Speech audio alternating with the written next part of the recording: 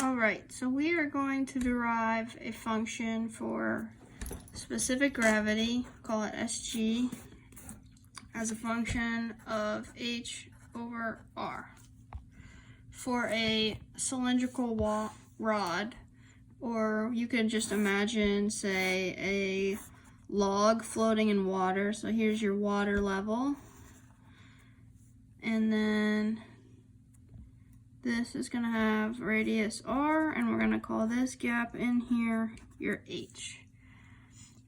So we know that specific gravity of this log or cylinder is going to be the density of it, the log, over the density of water.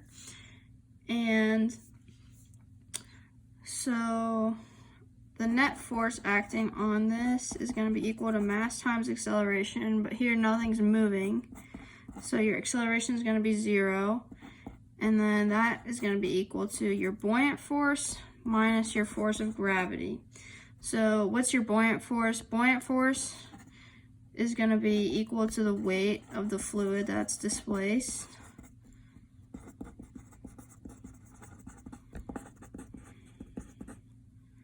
And then from this equation, since this is equal to 0, we know that the buoyant force is going to be equal to the force of gravity. So we get that buoyant force is equal to the density of water times this here represents your volume. And this area that we're concerned with here is going to be this area under the water line, just the part that is submerged in the water. And that is going to be times gravity. And then we know that the gravitational force is going to be the density of the log times pi r squared, which is the area of this entire surface, the circular surface here, times the length of the rod or log times gravity. So we'll call this L for length. So we plug these into here. We get that the density of the log times pi r squared.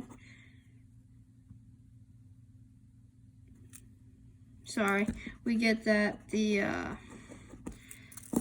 density of water times area is equal to the density of the log times pi r squared. Alright, so I'm going to redraw that surface here a little bigger so it's easier to see. So you've got your h here, and the radius can be to any point on the edge of the surface from the center, and that's going to be big R.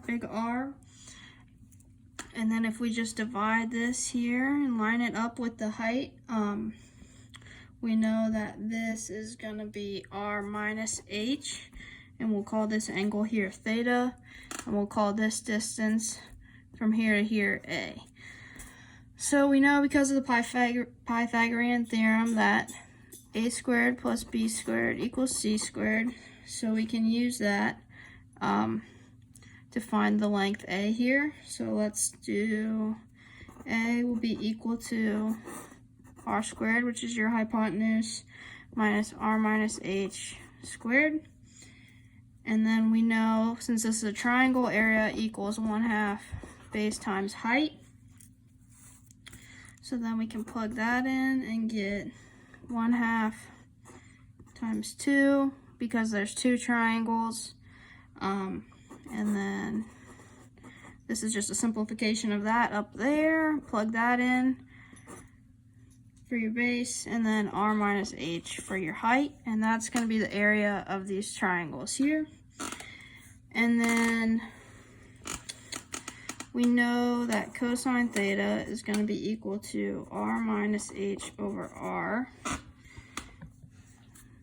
So theta is going to equal arc cosine of r minus h over r.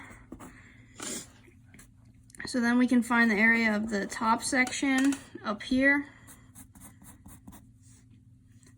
And that is going to be equal to 2 cosine, arc cosine r minus h, so 2 theta, because you're trying to find the arc length here, over r over 2 pi times pi r squared. And then that is going to be minus square root this equation up here, 2rh minus h squared times r minus h.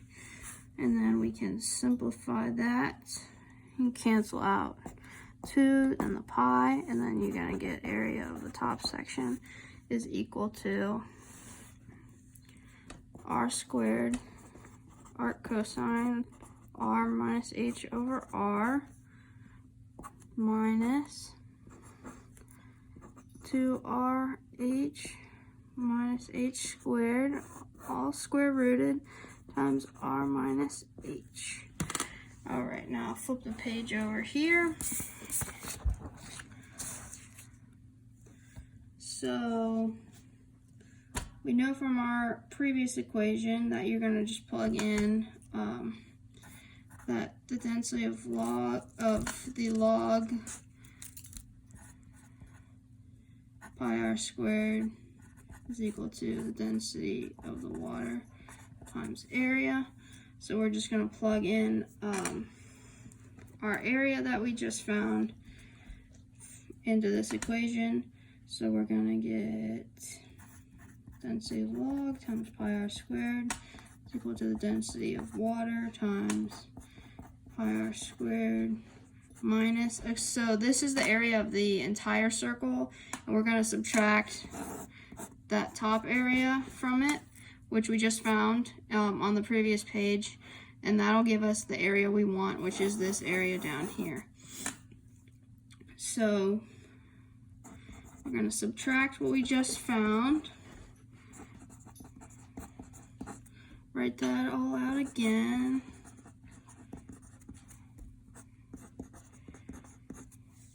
Alright, and then you can simplify this by dividing by pi over square just to give you the density of log on the left hand side of the equation. So we're going to get density of water times 1 minus 1 over pi arc cosine 1 minus h over r minus 1 over pi r squared 2rh minus h squared over r squared times r minus h over r. All right, so this can be simplified even further just using some basic algebra. So we're going to get the density of the log is equal to the density of water times 1 minus 1 over pi cosine arc cosine 1 minus h over r minus 1 over pi r squared times r squared 2h over r minus h over r squared. That all multiplied by 1 over h over r. Okay, so previously we said that the specific gravity is equal to the density of the log over the density of water. So here you can plug this entire equation in for the density of the log, and then when you do that, the densities of water will cancel, so then your specific gravity is just going to be equal to this part of the equation right here.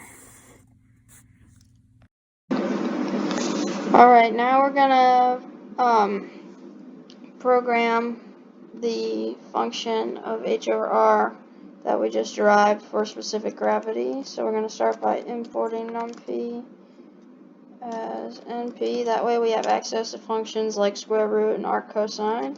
And then we're going to import from this module. And we're going to import root scalar. And then next we'll define our function in terms of HR. So we're gonna return, this is just gonna be equal to what we found earlier, so I'm just gonna insert it in here instead of typing the whole long expression out. So that's what it's equal to, and then we're gonna subtract the standard gravity of water, which is 0.8, and then we are gonna get our result.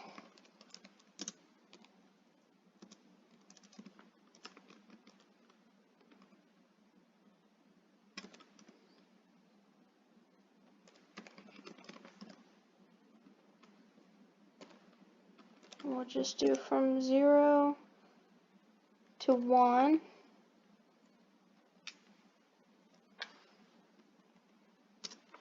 And then return the result. Alright, now let's see if it works. Oh, don't need an equal sign there. Let's try it again. There we go, and this is our ratio of H over R.